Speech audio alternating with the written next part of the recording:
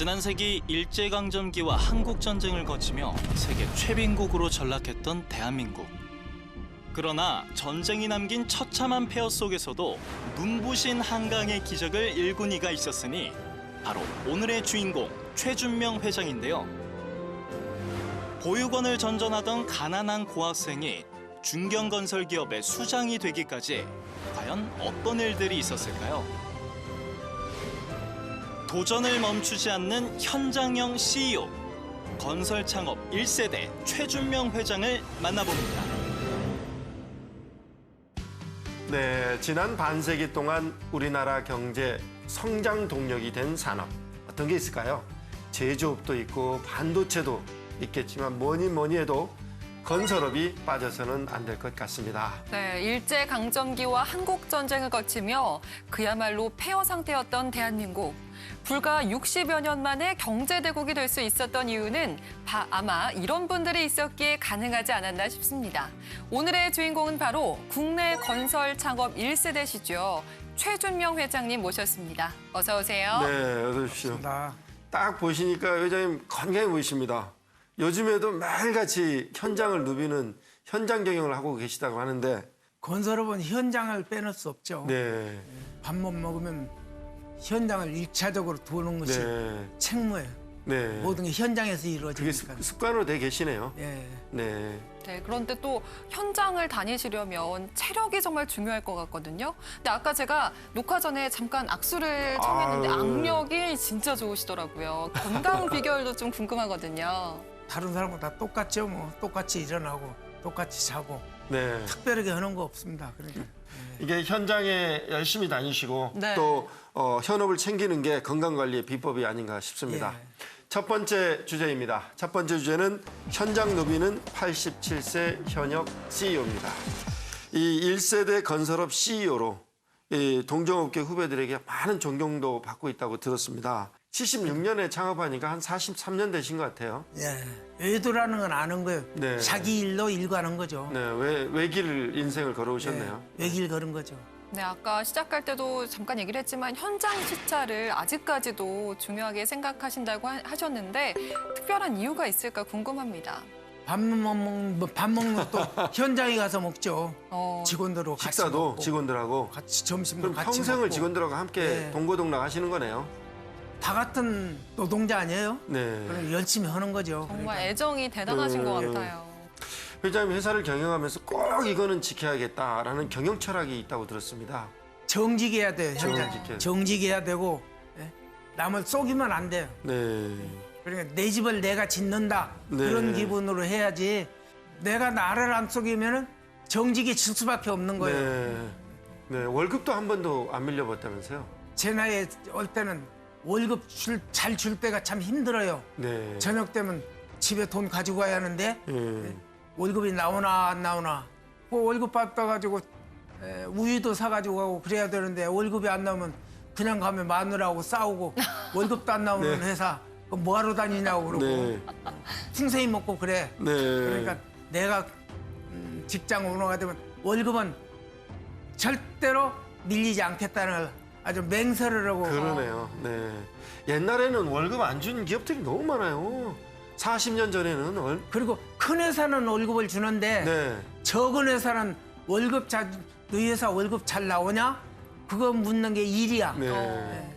월급이 잘 안 나오니까. 네. 그러니까 월급만 제때 주는 회사면 건실한 회사예요. 네. 그러면 우리 최 회장님은 어떻게 해서 회사를 창업해서 현재 자리까지 이르게 됐을까요? 두 번째 주제는 창업의 꿈입니다. 이 월급쟁이 생활을 상당 기간 하셨다고 들었어요. 그러다가 이제 내가 좀 창업을 해서 돈을 좀 벌어봐야겠다 이런 생각을 하게 된 계기가 어떤 게 있었나요? 파스칼이라고 철학자가 한 말처럼 직업은 우연한 기회에 가지게 되고 우연한 가지게 된 직업이 그 사람은 인생을 좌우한다. 네. 그런 얘기 있잖아요. 맞습니다. 네. 제가 갖고 싶은 직업이 아니었어요. 이건. 네. 저는 고등학교 다닐 때는 철학을 하고 싶었어요. 철학을. 예, 그러니까 하도 일정 때 밥도 못 먹고 고생을 하고 야 인생이 뭐 이렇게 밥도 못 먹고 살고 네. 뭐 이래야 되냐. 그래서 창업을 해야 됐다 생각을 하셨네요. 건설 자재 파는 거 있잖아요. 네. 을지로 입구에 가면 건설 자리가 참 많잖아요. 네네. 다이루다 뭐다. 거기에서 삼가에서 제가 건축 자재를 했어요. 네, 그때 자재- 건축과 인연을 맺으셨네요. 네, 그래서 인연을 맺어가지고 건설을 보고 인연이 돼가지고 했지. 네. 그걸 못 놓고 지금까지 살고 있는 거예요. 그 해보면 괜찮아요. 이것도 열심히 하면 무에서 유를 이루잖아요. 네. 허허벌판에가 집 하나 지어놓으면은 그럼요. 괜찮지 않아요? 그럼요. 네, 건설업과의 인연에 대해서 얘기를 해주셨는데 고 정주영 회장과도 아주 특별한 인연이 있다고 들었습니다. 제가 현장 소장 나갈 때 동두천에 가서 일을 했는데 네. 그 어른이 겨우 4, 4년도 찌차 타고 다녔어. 아. 정주영 회장이 현장에 아침 굉장히 부지런한 양반이에요. 아침 7시면 현장에 인보고 같이 도착을 해요. 서울에서 출발해가지고. 근데 거기서 같이 일을 했어. 26살 먹고 그러니까 꽤 부지런했어, 제가 생각해도. 그리고 일을 너무 열심히 해서 잘하니까 회장도 그때도 정주영 회장이 44살밖에 안 됐을 때니까 그 양반이 와서 나 좀 보자고 그래요. 그러니까 너는 어떻게 됐어? 이렇게 일이 빨리 잘 되냐? 열심히 했다. 야, 그러냐고. 야, 나하고 같이 한번 일을 할 의사가 없냐? 묻는 거예요. 그래서 운명이 바뀔 수 있었네요. 정주영 회장한테 스카우트를 딱 되셨으면. 그러니까 가만히 생각해보니까 현대건설이 나보다는 조금 컸지만은 나는 여기 현장 책임자다 그죠? 네. 프로젝트 엔지니어인데 거기 가면 무슨 날 프로젝트 엔지니어 시켜주겠어요? 네. 그러니까 여기 있고 끝내지 않고 잘 되는데 거기 가버리면 배은망도 보고 아무리 생각해도 그건 도리가 아닌 것 같아. 남의 일 맡겨놓고 하다 말고 어딜 가는 건 도리가 아니니까 다 끝나고 생각하겠다. 네. 그러나 생각하지 말아라. 나는 이게 끝나면 또 일이 있을 거다. 그런 게 옳지 않겠냐. 그러니까 당신 그렇게 생각하냐고요. 그러지 않겠냐. 그럼 잘해라. 알았다. 그냥 뭐 가시더라고. 그러니까 이 감독들이 반드시 너 성공할 거라고 그래요. 네. 그런데 감독이 미스터 카너라고 하는 대령 출신이 있는데 너 이거 끝나면 나도 리타이어 하고 미국으로 가니까 내가 공부시켜 줄 테니까 나한테 와서 와. 양자로 가서 공부할 의사가 없냐고요. 안 가. 안 가. 여기서 성공할 거야. 네. 그런데 갖는 게 낫을란지 안 낫을란지 그건 지금도 판단 못하겠어요. 그때 갔으면 우선 관리나 이런 걸로는 했을 거예요. 공부하고 네. 왔으면. 그 회장님 이제 이렇게 성공을 하셨지만 아주 어린 시절에는 불우했다고 좀 들었습니다. 그래서 입학 가려고 학교에 갔는데 키가 너무 작으니까 내년에 와라. 이런 일이 있었다면서요? 지금도 적잖아요. 어디 가서 키 적어서 뭐 손해 나는 건 별로 없는데 네. 그때 당시 어렸을 때 이제 일본 학교를 들어가려고 그러니까 안 받아주는 거야. 그러니까 아버지가 와가지고 집에 와서 어머니하고 싸우는 거예요. 그러니까 가만히 보니까 못 싸우니까 옆에 내가 키가 적으니까 자식 새끼가 키가 적어가지고 입학도 못 시키고 왔다 그거야. 어머니한테 투덜대는 거지. 네. 그러면 집에서 어렵게 사느니 서울에서 원불교에서 보육원을 했어요. 네. 애들 공부도 시켜주고 네. 밥도 정부가 먹여주고 그리고 왔어. 그래서 그렇게 해가지고 온 거죠. 네. 거기 그러다가 왔죠. 선생님 눈에 띄어서 17살이나 되어서 정식 학생으로 또 인정이 됐다면서요? 원불교 익산 거기서 중학교를 개설했는데 급사가 필요한 거야. 그러니까 이제 거기서 급사로 당선된 거야 서울에서. 그러니까 공부를 여기서 공부 안 시키면 거기 가서 급사를 하면서 좀 공부도 기회가 되면 하자. 급사하니까 교감인 날들 불러서 너 여기서 급사만 오고 있으면 어떻게 할 거냐.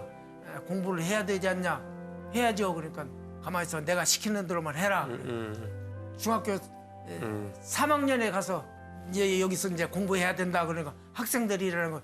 여기 급사가 어떻게 3학년에 편입을 하냐는 거예요. 응? 3학년에 같이 공부해라. 그럼 이제 학생들이 반발하니까 3학년에 할 수 있는 능력이 있기 때문에 편입시키는 거다. 그러니까 교감이 보장한다.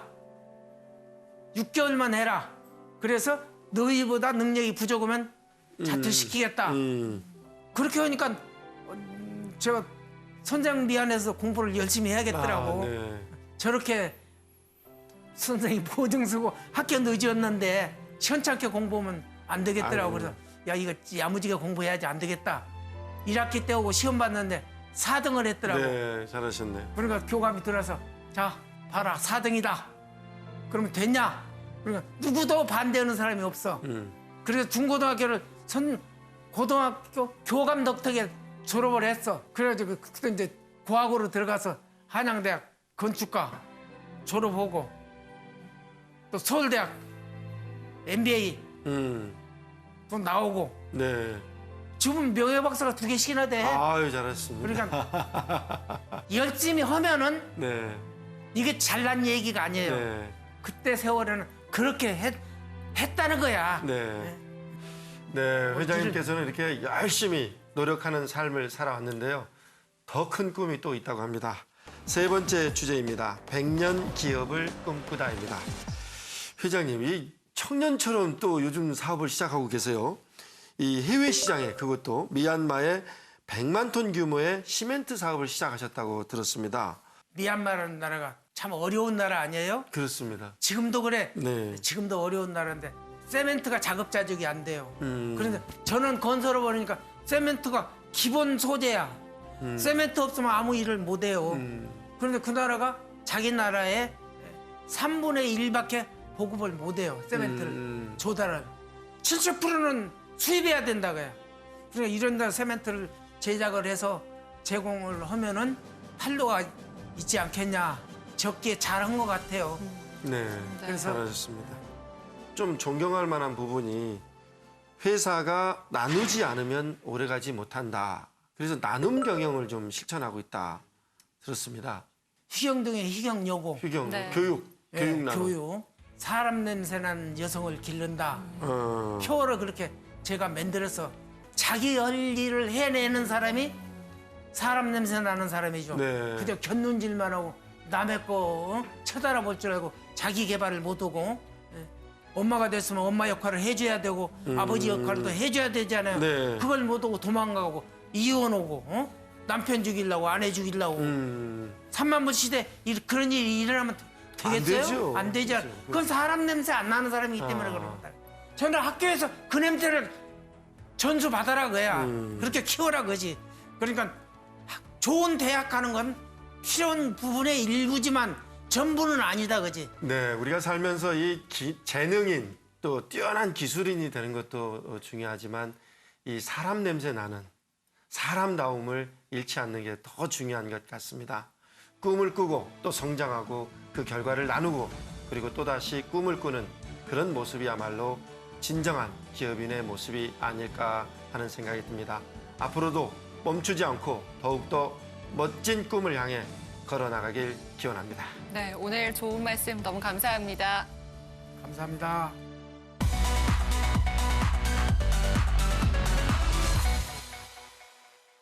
최은수의 노다지 94번째 시간입니다. 이 이사를 할 때 챙겨야 할 게 정말 한두 가지가 아닌데요.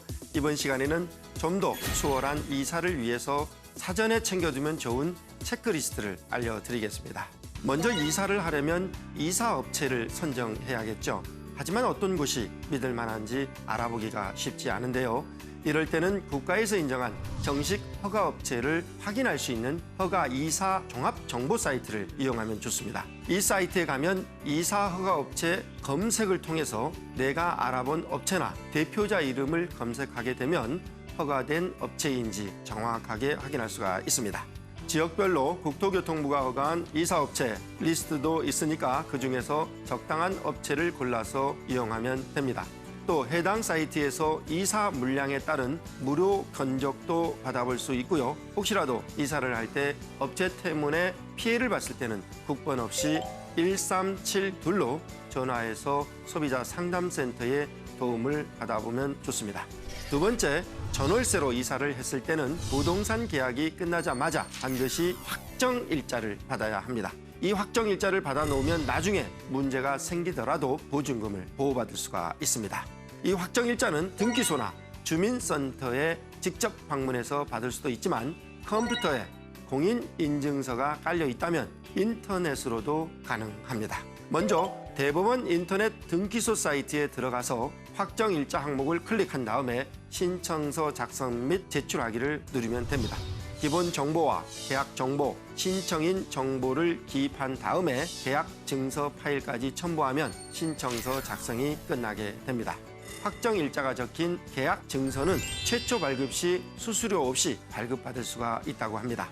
마지막으로 알아둘 것은 주민센터에 가지 않고도 간편하게 전입신고를 할 수 있는 방법이 있다는 것입니다. 주말이나 공휴일에도 이용할 수 있어서 전입신고가 늦어져서 발생할 수 있는 불상사를 미리 막을 수가 있겠죠.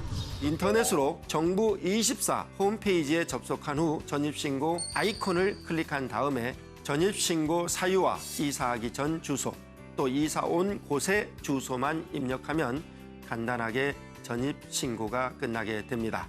스마트폰 애플리케이션으로도 이용할 수 있다고 하니까 참고하시면 좋겠습니다. 이사 갈 때 꼭 챙겨야 할 것들 알려드린 것 외에도 정말 한둘이 아닌데요. 또 어떤 것들이 있는지 자세히 알아보겠습니다. 이사를 가면 모든 게 다 낯설잖아요. 네, 그렇죠. 그런데 이사 가기 전에 우리 동네에 뭐가 있는지 미리 확인할 수 있는 서비스가 있다고 네. 들었습니다. 살고 싶은 우리 동네라는 인터넷 사이트가 있습니다. 네. 이곳을 접속해보면 이사 가고 싶어하는 지역을 미리 알아볼 수 있는데요. 이곳에 주거 현황란이 있습니다. 네. 이곳을 클릭을 하게 되면 자연, 복지, 문화, 생활 편의, 교통 이런 다양한 정보를 받아볼 수가 있고요. 내 취향에 맞는 지역을 추천을 받을 수가 있습니다. 네. 그래서 생활 편의 시설이나 교육 환경이 어떻게 되어 있는지 관심 지표를 클릭하게 되면 상중하로 나오니까 본인이 가고 싶은 이사 지역을 선택하는 데 큰 도움이 되겠죠. 그런 네. 서비스가 있었군요. 그런데 또 이사 준비하다 보면 짐들도 참 많이 나오거든요. 버릴 그렇죠. 것들 말이죠. 네. 특히 이 오래된 가전제품을 쉽게 버릴 수 있는 방법이 있다고 들었는데요. 네, 그것도 있습니다. 이 폐가전제품 배출 예약 시스템이라는 서비스를 이용하면 되는데요. 폐가전제품 배출 예약 시스템 사이트에 접속을 해서 예약을 한 다음에 수거지 주소와 예약 날짜 또 배출 품목을 입력하면 기사가 방문해서 무료로 수거를 해갑니다. 큰 네. 도움이 되겠죠. 그러니까요. 네. 그런데 종종 이런 경우도 있습니다. 주소를 변경하기 전에 예전 주소로 우편물들이 가는 경우가 있더라고요. 네, 그렇죠. 이럴 때는 어떻게 하면 좋을까요? 아주 간단한 방법으로 한 번 신고로 모든 주소를 동시에 변경할 수 있는 방법이 정말요? 있습니다. KT 무빙이라는 서비스를 이용하면 되는데요. 이 번거로운 주소를 한 번 신고를 하게 되면 은행 통장 계좌, 보험 계좌 이런 주소로 변경 서비스를 한꺼번에 해주니까 적극 이용하면 큰 도움이 될 것 같습니다. 오늘 알려드린 꿀팁들 어떠셨나요? 꼭 기억해 두셨다가 이사할 때 편리하게 이용해 보셨으면 좋겠습니다. 오늘 좋은 말씀 감사합니다. 네, 감사합니다.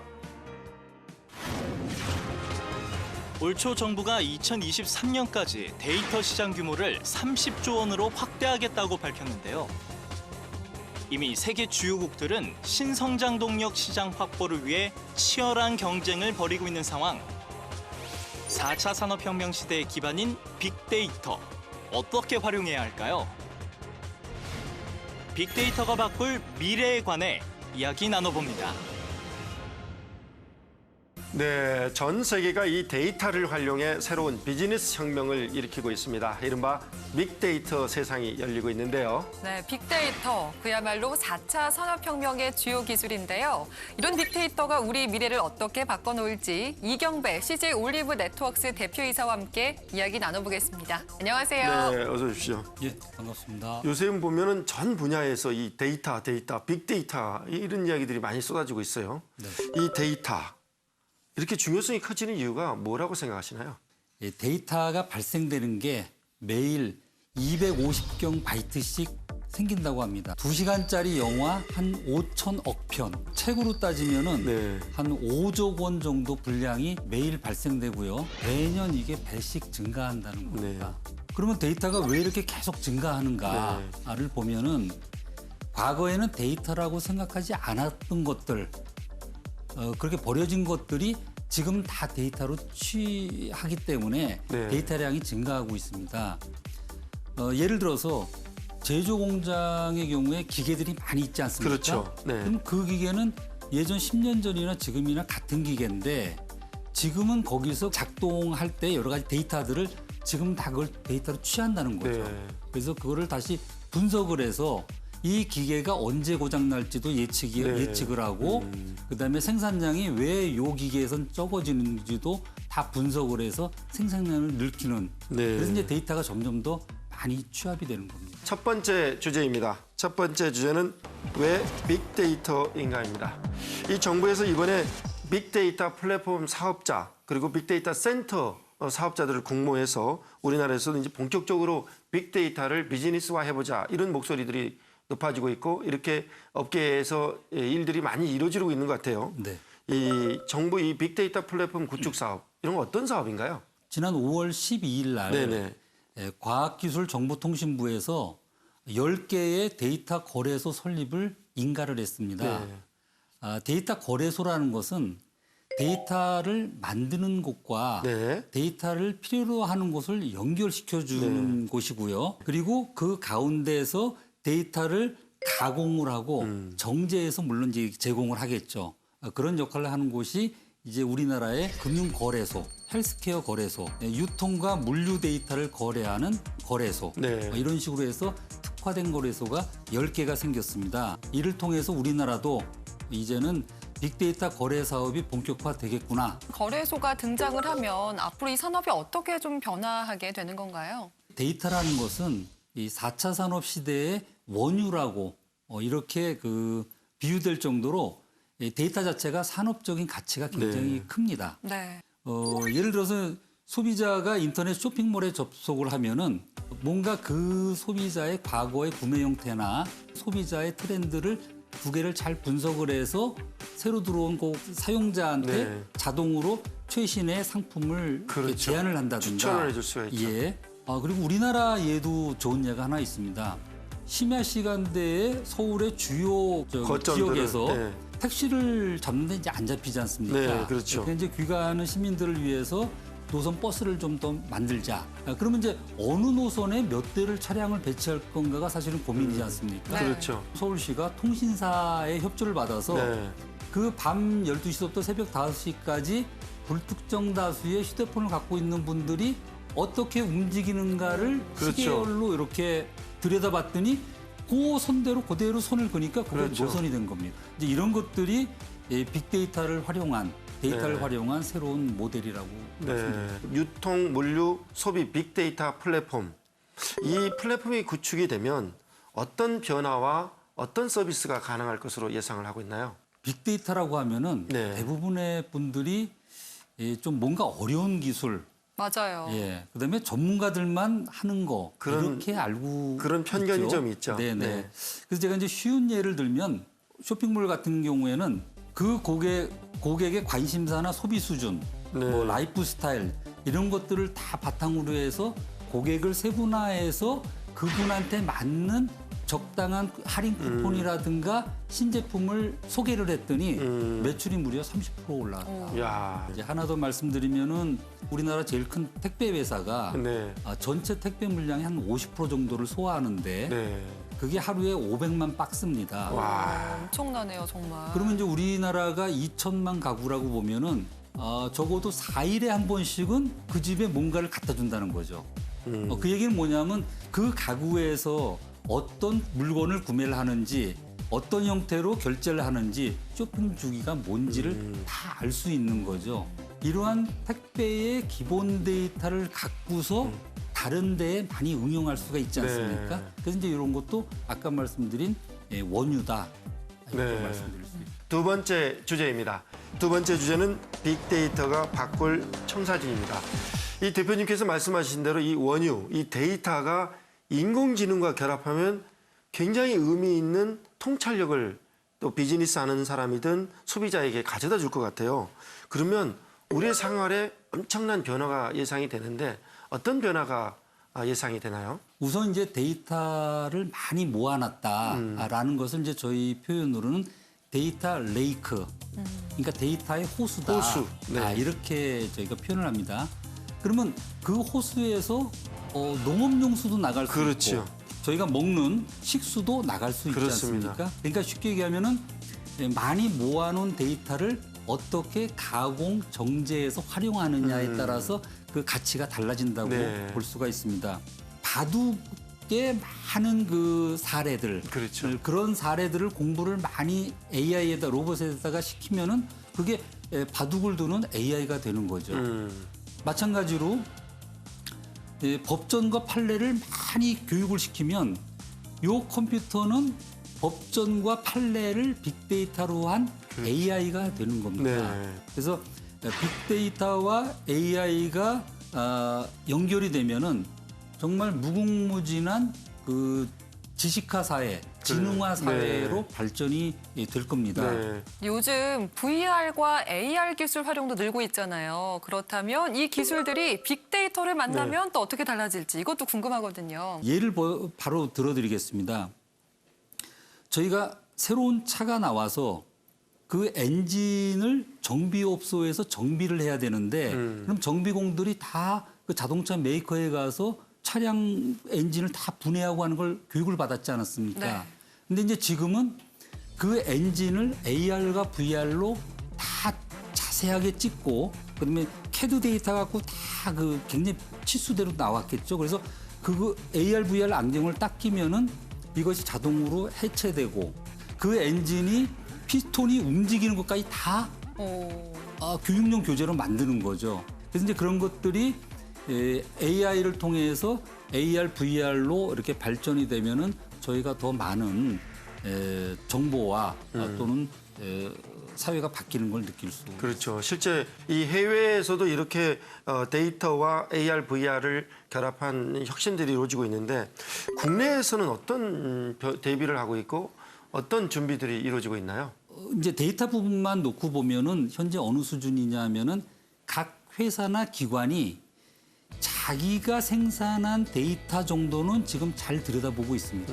그런데 뭔가 조금 더 많은 분석과 새로운 비즈니스 모델을 개발하려고 하니까 자기가 갖고 있는 데이터 갖고는 턱없이 부족한 거죠. 네. 그래서 이제 남의 기관과 남이 갖고 있는 데이터를 구해야 되는데 그렇죠. 현재 이 부분이 막혀 있습니다. 그래서 이제 아까 말씀드린 대로 데이터 거래소라는 것이 활성화되면은 이 부분이 굉장히 활성화되지 않겠냐라는 기대를 갖고 있습니다. 네. 지금 제조업 같은 경우에는 공정 자동화라든가 그렇죠. 각종 불량품 검출 같은 경우도 AI나 자동화 설비들이 또는 IoT 센서들이 다 붙어 있어서 점점 더 그 스마트 팩토리로 가고 있는 중입니다. 세 번째 주제입니다. 세 번째 주제는 빅데이터 선진국이 되려면입니다.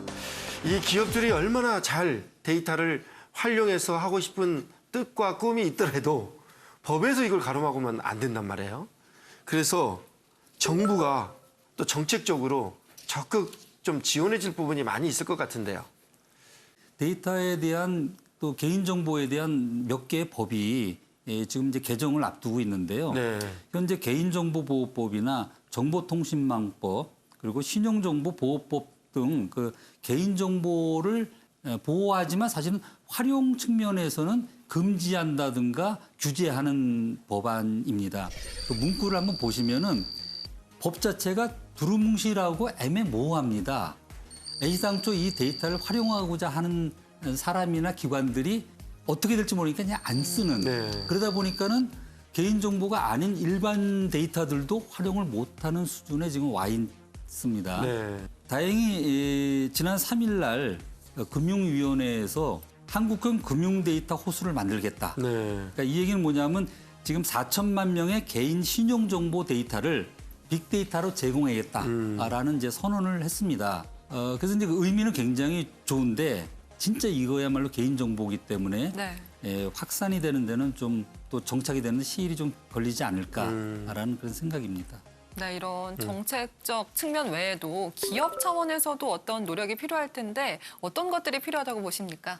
데이터 부분이 그럼 어디서 생기는가를 좀 보신다면은 기업에 있는 어떤 전사적 자원관리 시스템, 그러니까 ERP 시스템이나 인사 시스템이나 또는 MES와 같은 생산 시스템에서 네. 데이터가 발생이 되거든요.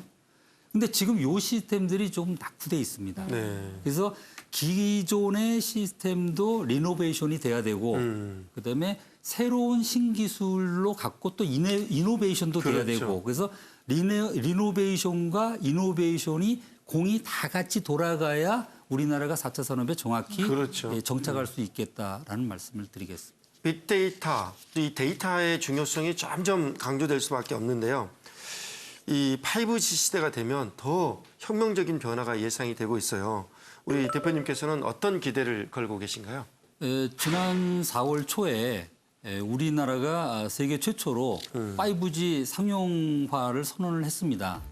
5G는 LTE의 20배 이상의 속도가 납니다. 그럼 이제 이것은 엄청난 고속도로를 하나 더 닦아놓은 겁니다. 그 고속도로에 뭔가 다녀야 될 거 아닙니까? 그게 이제 데이터인데 그 데이터가 앞으로는 사물 인터넷에서 생기는 데이터, 그다음에 자율주행차 같은 데서 생기는 데이터, 그다음에 많은 그 센서 기술이 발달돼서 생기는 데이터들이 그 5G망을 통해서 달릴 겁니다. 앞으로 그러면 이제 요거를 분석하는 기술도 또 활성화가 굉장히 되겠죠. 빨라지죠. 네. 예, 그럼 이제 AI라든가 클라우드라든가 AR, VR이라든가 이런 것들이 이제 점점 더 확산이 되면서 여태까지 듣도 보도 못한 새로운 비즈니스가 생길 것으로 기대가 됩니다. 네, 한때 우리는 한 우문을 파야 성공한다며 한 가지 일에 매달리기도 했고요. 또 무엇이든 잘해야 살아남는 멀티 플레이어를 원하는 시대에 살기도 했습니다. 하지만 요즘 시대의 화두는 뭐니 해도 융합인 것 같습니다. 네, 홀로 있어도 빛나지만 함께라는 이름으로 접목되면 배 이상의 효과는 물론 전혀 상상하지 못했던 것이 탄생하기도 하는데요. 빅데이터가 바꿀 우리 미래, 앞으로의 변화와 발전도 더욱 기대해 보겠습니다. 오늘도 토요 포커스와 끝까지 함께해 주셔서 고맙습니다.